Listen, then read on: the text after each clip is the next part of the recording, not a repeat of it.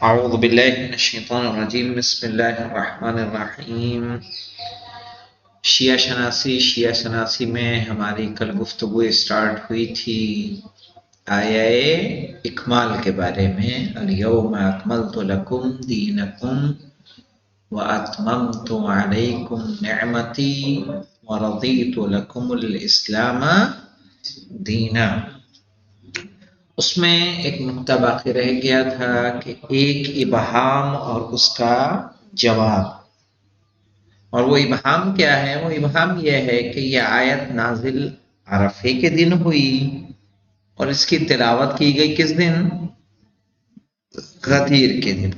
یہ ابہام پیش کیا گیا ہے، نہ کہ غدیر کے دن اس کا نزول ہوا ہے، اس لیے اس سے مراد کچھ اور ہوں گے، یعنی جو ان لوگوں کا دعویٰ ہے۔ کہ بعض روایت میں وارد ہوا ہے کہ آیہ اکمال عرفے کے دن نازل ہوئی۔ عرفے کا دن سمجھ میں آ رہا ہے؟ حج سے ایک دن پہلے، یعنی 9 ذی الحج۔ اور اس کا حوالہ کیا دیا ہوا ہے؟ اسباب النزول صفحہ 126 127 اور تفسیر عیاشی جلد 1 صفحہ 293۔ ایسی صورت میں نزول آیت کے وقت کے سلسلے میں 2 طرح کی روایات کو کیسے قبول کیا جا سکتا ہے؟ یعنی ایک روایت کہہ رہی ہے کہ یہ آیت کب نازل ہوئی؟ غدیر کے دن نازل ہوئی، اور کچھ روایتیں کہہ رہی ہیں کہ یہ آیت عرفے کے دن نازل ہوئی۔ تو آیت ایک ہے، صحیح ہے، لیکن اوقات اس کے 2 بیان ہو رہے ہیں، تو اسے کیسے قبول کیا جا سکتا ہے؟ کہہ رہے ہیں اس مشکل کے حل کے سلسلے میں بعض حضرات تکرار نزول کے قائل ہیں۔ علماء کس کے قائل ہیں؟ ہاں، نہیں 2 مرتبہ محدود مت کرو، یعنی تکرار کے، کہ کوئی چیز مکرر، مثلا سورہ حمد کے بعد کے لیے کہا ہی جاتا ہے کہ کیا مرتبہ نازل ہوئی ہے؟ 2 مرتبہ، مکے میں بھی نازل ہوئی اور مدینے میں بھی نازل ہوئی۔ تو تکرار نزول کے قائل ہیں، یعنی یہ بھی ممکن ہے کہ اگر تکرار نزول والی بات مانیں گے تو اس سے کیا سمجھ میں آتا ہے کہ اس سے بعید نہیں ہے کہ آیت عرفے کے دن بھی نازل ہوئی ہو اور غدیر کے دن بھی نازل ہوئی ہو۔ کچھ لوگ اس کے راوی ہیں، کچھ لوگ اس کے راوی ہیں، تو کسی میں دونوں میں کوئی ٹکراؤ نہیں ہے۔ کہہ رہے ہیں اس مشکل کے حل کے سلسلے میں بعض حضرات تکرار نزول کی طرف۔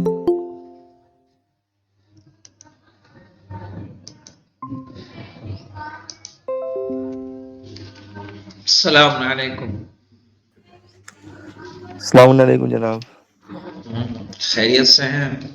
جی جناب، الحمدللہ۔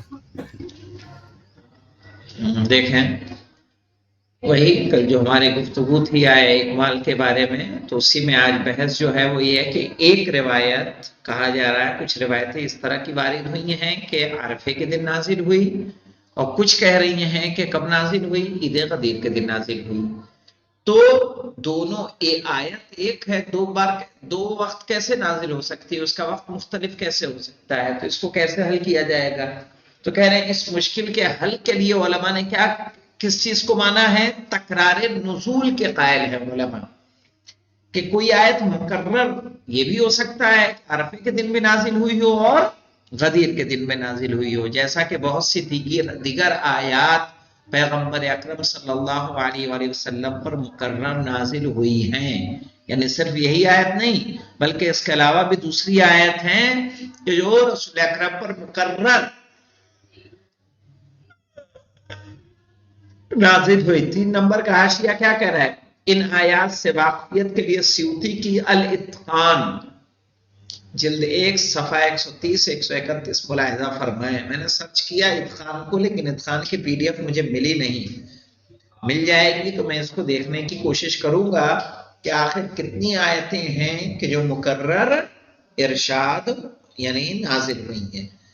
سبت ابن الجوزی نے یہی قول اختیار کیا ہے، یہ کہاں کا حوالہ ہے ہمارے پاس؟ الغدیر جلد 1 صفحہ 237۔ بعض حضرات قائل ہیں کہ پیغمبر اکرم صلی اللہ علیہ وسلم پر یہ آیت روز عرفہ نازل ہوئی، لیکن مسلمانوں کے لیے اس کی تلاوت اور تبلیغ 18 ذی الحجہ ہو گئی۔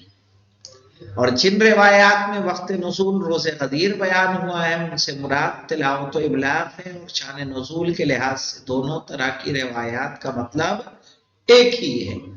صحیح ہے، چاہے وہ عرفے کے دن نازل ہوئی ہو یا غدیر کے دن، صحیح، شان نزول ان کا ایک ہے۔ فرق صرف زمان نزول کے سلسلے میں ہے۔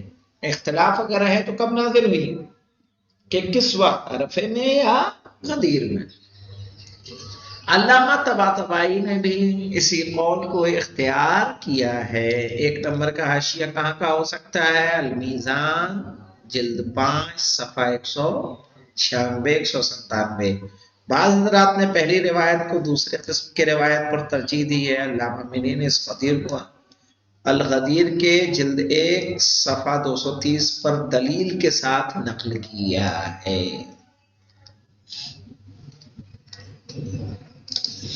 اب آ جائیے مولانا، چوتھی جو نص امامت ہے، ابھی تک کتنی ہم نے آیتیں پڑھ لی؟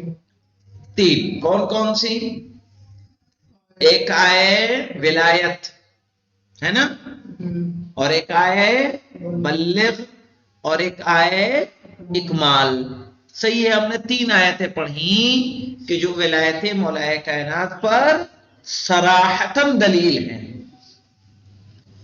اب دیکھیے حدیث غدیر،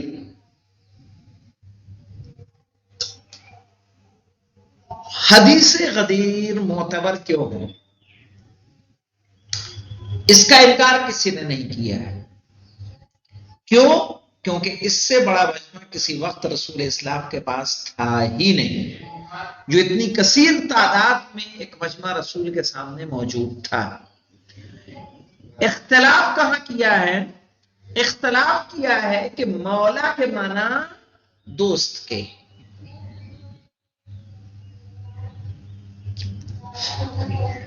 اس پر دیکھیے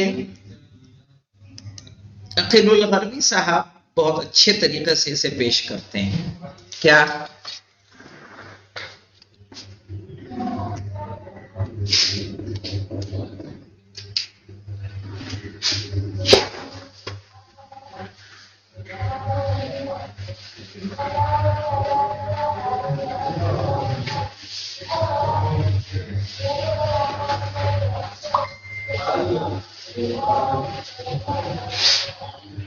دو قرائن ہیں، ایک قرینہ خود یہاں بھی بیان کیا جائے گا، اس کتاب میں آگے آئے گا کہ جو رسول نے کیا کہا تھا، من کنتو مولاہ فہذا علی مولا۔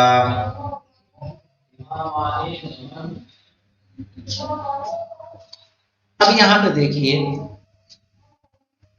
ان کا کہنا ہے مولا کے متعدد معنی ہیں۔ الغدیر میں جائیں گے تو تقریباً مجھے جہاں تک یاد آتا ہے 70 سے زیادہ معنی اس کے ذکر کیے گئے ہیں، دوست کے، بھائی کے، مددگار کے۔ صحیح ہے، الگ الگ، مجھے بھی پورا ذہن میں نہیں ہے۔ اہل سنت کیا کہتے ہیں کہ مولا کے معنی کیا ہے؟ دوست۔ میں جس کا دوست ہوں اس کے لیے بھی دوست ہیں۔ قرینہ کیا ہے؟ جو آگے جا رہے ہیں ان کو پیچھے بلایا جا رہا ہے، جو پیچھے رہ گئے ہیں ان کا انتظار کیا جا رہا ہے۔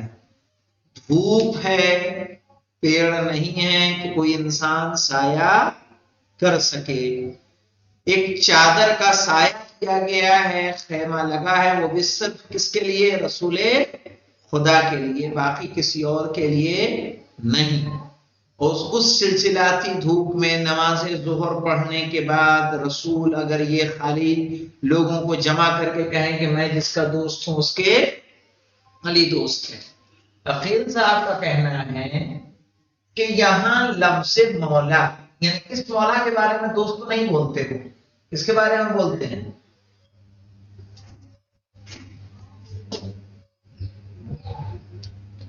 تو عقیل صاحب کا کہنا ہے کہ لفظ مولا ایک بار تو ہے نہیں، اسی میں دو بار ہے۔ آپ رسول کو کیا مانتے ہیں؟ انہوں نے کہا من کنت مولا ہو، تو آپ رسول کو دوست مانتے ہیں تو علی کو دوست مان لیں، رسول کو اگر مولا مانتے ہیں تو علی کو مولا مان لیں۔ کہ جس معنی میں یہ مولا ہوگا اس معنی میں یہ مولا ہوگا، لفظ کی تکراری تو ہے، کہ جو معنی یہاں ہوگا وہی معنی یہاں ہوگا۔ کہیں گے آپ کے ذوق کی بات ہے کہ آپ رسول کو کیا مان رہے ہیں، ہم مولا مان رہے ہیں تو علی کو بھی مولا مان رہے ہیں، صحیح ہے۔ اور دوسرا قرینہ خود اس خطبے میں ہے جو خطبہ غدیر ہے، آگے آ رہا ہے کہ رسول اسلام نے کیا فرمایا، النبی اولا بالمؤمنین من انفسہم، کہ نبی کیا ہے، مومنوں کے لیے ان کے نفوس پر ان سے زیادہ کیا ہے، وہ حق تصرف رکھتا ہے، اولویت رکھتا ہے۔ تو دیکھیے مولانا کہہ رہے ہیں کہ حدیث غدیر کا شمار اسلام کی متواتر احادیث میں ہوتا ہے۔ متواتر سے سمجھتے ہیں نا کیا ہوتا ہے؟ متواتر جس کو زیادہ افراد نے کیا کیا ہو، نقل کیا ہو۔ 100 سے زیادہ صحابہ نے اسے نقل کیا ہے، 100 سے زیادہ صحابہ نے، اور اس تعداد میں تعجب کی کوئی گنجائش نہیں ہے، اس لیے کہ غدیر خم میں موجود مسلمانوں کی تعداد 1 لاکھ سے زیادہ تھی۔ غدیر خم کا واقعہ تاریخ اسلام کا اہم ترین واقعہ ہے۔ پیغمبر اکرم صلی اللہ علیہ وآلہ وسلم مناسک حج کی تکمیل کے بعد مکے سے مدینے کی جانب روانہ ہوئے، غدیر خم پہنچے تو حضرت صلی اللہ علیہ وآلہ وسلم نے تمام مسلمانوں کو جمع ہونے کا حکم دیا۔ جو آگے بڑھ گئے تھے انہیں واپس بلایا گیا، جو پیچھے رہ گئے تھے ان کا انتظار کیا گیا۔ جب سب جمع ہو گئے تو نماز ظہر جماعت کے ساتھ ادا کی اور پالان شتر کا ممبر بنانے کا حکم دیا۔ پھر آپ ممبر پر تشریف لے گئے اور حضرت علی علیہ السلام کو اپنے نزدیک بلایا اور حمد و ثناء الہی اور دیگر اہم مطالب کے بعد حضرت علی علیہ السلام کو ہاتھوں پر بلند کیا تاکہ سب انہیں دیکھ لیں، اور فرمایا من کنت مولاہ فہذا علی مولاہ، صحیح ہے کہ میں جس کا مولا ہوں اس کے یہ علی مولا ہے۔ اب دیکھنا یہ ہے کہ اس حدیث میں مولا سے مراد کیا ہے، چونکہ حدیث سے انکار کرنے کی جرات کسی میں نہیں ہے، چونکہ اس حدیث کو بیان کرنے والے راویان کی تعداد ماشاءاللہ ہے۔ کیا اختلاف کیا؟ لفظ مولا میں اختلاف کیا۔ کہنا اب دیکھنا ہے کہ اس حدیث میں مولا سے مراد کیا ہے۔ اہل سنت نے اس کے معنی محبت اور دوستی بیان کیے ہیں، صحیح ہے، اور معلوم کیا وجہ بیان کی ہے کہ مولا کائنات کو وہاں بھیجا گیا تھا، کہاں؟ یمن بھیجا گیا تھا۔ یمن میں مال غنیمت جب مولا کائنات نے بانٹا تو لوگوں نے اختلاف کر دیا اور علی سے ناراض ہو گئے۔ جب علی سے ناراض ہو گئے تو رسول اسلام نے سب کو جمع کیا اور جمع کر کے کیا کہا کہ تاکید کی کہ علی کو کیا رکھو، دوست رکھو۔ مجھے بتائیے یمن کے حاجی، یمن کے افراد کتنے تھے؟ اور غدیر خم میں اگر معاملہ کچھ لوگوں کا تھا تو ان کے سامنے علی کو پیش کرنا چاہیے تھا، تاکید کرنی چاہیے تھی کہ علی کے بارے میں اس طرح کی باتیں نہ کر کے علی کو کیا رکھو، دوست رکھو۔ تمام مسلمانوں کو جمع کرنے کی ضرورت کیا تھی؟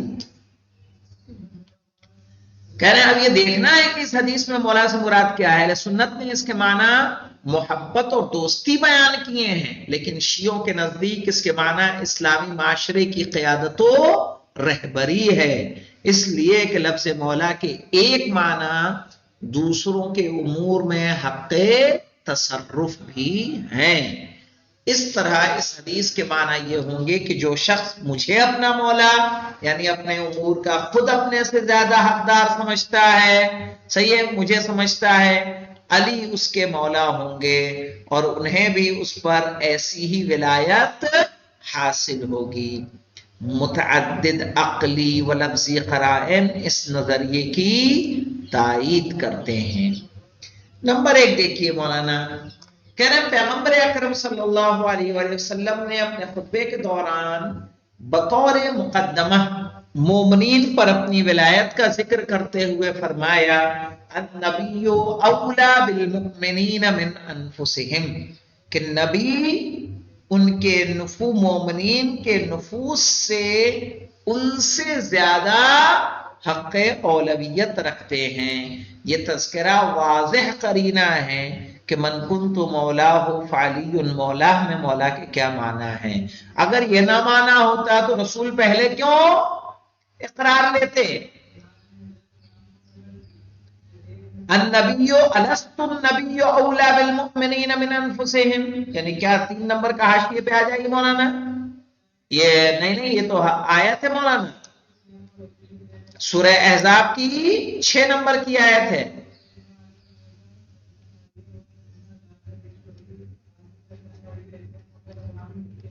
النبی اولا بالمؤمنین من انفسہم، ورنہ تو نبی نے کیا پوچھا تھا؟ الست اولا بکم، الست اولا بکم، یعنی کیا میں تم سے افضل نہیں ہوں؟ کیا تم پر حق تصرف نہیں رکھتا ہوں؟ سب نے کہا بلا یا رسول اللہ۔ تو پھر یہ اقرار لینے کی کیا ضرورت تھی؟ اور اقرار لے کے اولا کے معنی آپ بتا کے اور اس کے بعد پھر کہہ رہے ہیں من کنت مولا فہذا علی مولا۔ کہہ رہے ہیں کہ یہ تذکرہ واضح قرینہ ہے کہ من کنت مولا ہو فعلی مولا میں ولایت سے مراد کیا ہے۔ اگرچہ اس مقدمے کا حدیث غدیر کے تمام راویوں نے تذکرہ نہیں کیا ہے، لیکن جن راویوں نے تذکرہ کیا ہے ان کی تعداد بھی بہت زیادہ ہے۔ نمبر 2 پہ آ جائیے مولانا۔ پیغمبر اکرم صلی اللہ علیہ وآلہ وسلم نے من کنت مولا ہو ارشاد فرمانے سے پہلے مسلمانوں سے شہادتین یعنی توحید و نبوت کی گواہی کا اقرار لیا، پھر فرمایا تمہارا مولا کون ہے؟ مسلمانوں نے جواب دیا خدا اور اس کا رسول ہمارے مولا ہے۔ اس وقت آپ نے حضرت علی علیہ السلام کا ہاتھ بلند کیا اور فرمایا خدا اور اس کا رسول جس کے مولا ہیں یہ شخص یعنی علی علیہ السلام بھی اس کے مولا ہوں گے۔ توحید و نبوت کی شہادت کے اقرار کے ساتھ ولایت کا تذکرہ واضح کرتا ہے کہ ولایت سے مراد امت مسلمہ کی قیادت و رہبری ہے، اور حضرت علی علیہ السلام کی ولایت پیغمبر اکرم صلی اللہ علیہ وآلہ وسلم کی ولایت کی منزل میں ہے۔ جیسی ولایت رسول کی ہے ویسی ہی ولایت مولائے متقیان علی ابن ابی طالب علیہ السلام کی بھی ہے۔ 2 تک رہتے ہیں، انشاءاللہ 3 اور 4 آئندہ پڑھیں گے۔ 5 الحمدللہ رب العالمین۔